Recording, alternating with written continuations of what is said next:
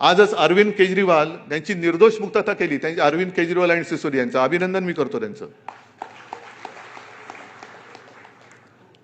पण एखाद्या माणसाला आरोप करायचे, सरळ उचलून तुरुंगात टाकायचं.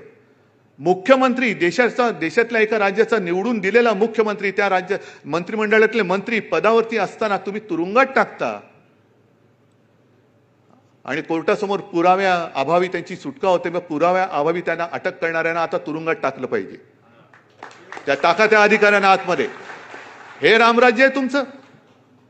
कोणावरही आरोप करायचे, बेलगाम आरोप करायचे. म्हणजे परवा मी विधान परिषदेत बोललो ना, दुर्दैवी घटना घडली आणि अजितदादांचा त्याच्यात मृत्यू झाला.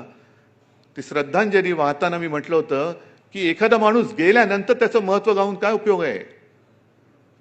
पण तो असतो तेव्हा त्याला जीव द्यावा असं वाटेल एवढं त्याला बदनाम करून टाकायचं. 70,000 कोटीचा घोटाळा, अजित पवार चक्की पिसिंग आणि बाजूला नंतर बघितलं तर बाजूला बसिंग.